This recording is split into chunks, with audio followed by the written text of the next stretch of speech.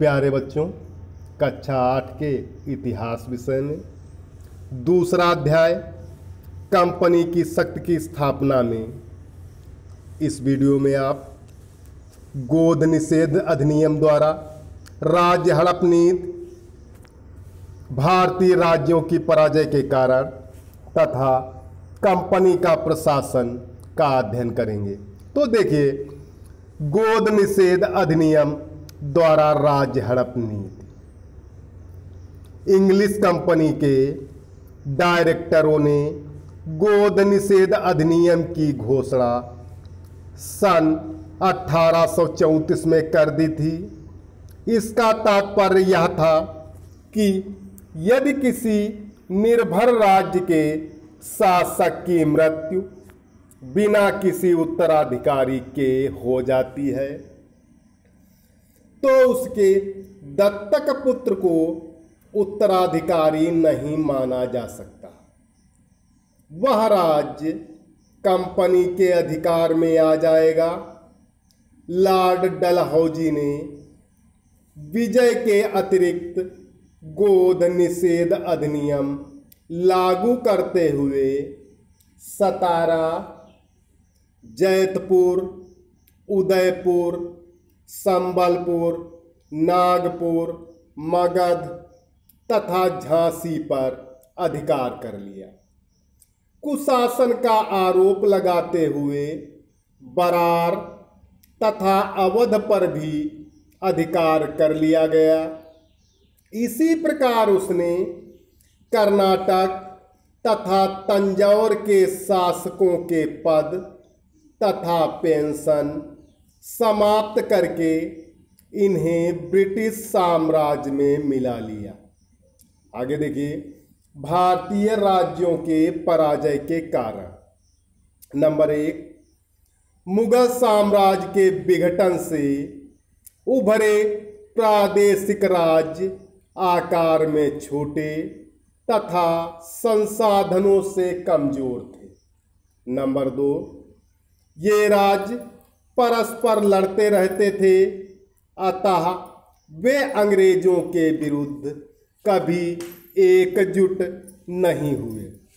Number 3, भारतीय शासकों ने जनता को स्थायी तथा कुशल प्रशासन नहीं दिया, अतः वे अपनी प्रजा की निष्ठा प्राप्त नहीं कर सके। नंबर 4, हैदराबाद जैसी अनेक रियासतों ने अंग्रेजों का संरक्षण प्राप्त करना बेहतर समझा तथा सहायक संधि को स्वेच्छा से स्वीकार कर लिया। नंबर 5, ब्रिटेन एक महान नौसैनिक शक्ति था। भारतीय शासक सरलता से ब्रिटिश साम्राज्यवाद के शिकार हो गए।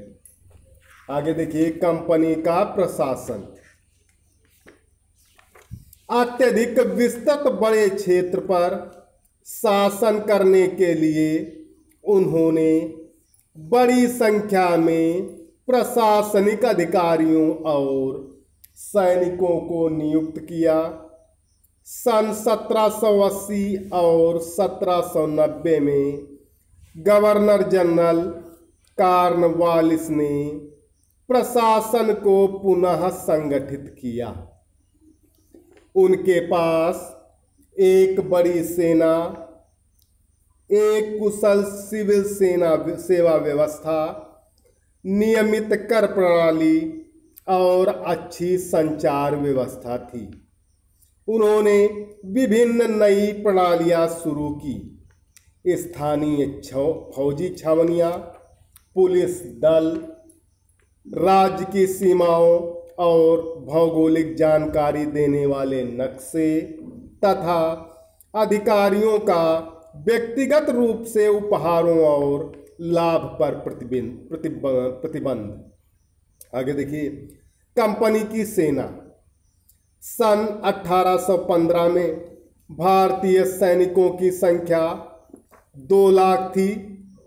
सभी सैनिक यूरोपीय वर्दी पहनते थे। वे एक विशेष आरक्षित स्थान पर रहते थे, जिन्हें छावनी कहा जाता था। फौज में भर्ती होने के लिए उन्हें एक आवश्यक वेतन मिलता था। आगे देखिए, सिविल सर्विस और पुलिस। सन 1861 में भारतीय लोक सेवा अधिनियम बनाया गया। इसके अंतर्गत YCS अधिकारी नियुक्त किए जाते थे, जिनका चयन लंदन में खुली प्रतियोगिता के द्वारा होता था तथा भाषा का माध्यम अंग्रेजी था। अंग्रेजी माध्यम होने के कारण भारतीयों का चुनाव कठिन ही था।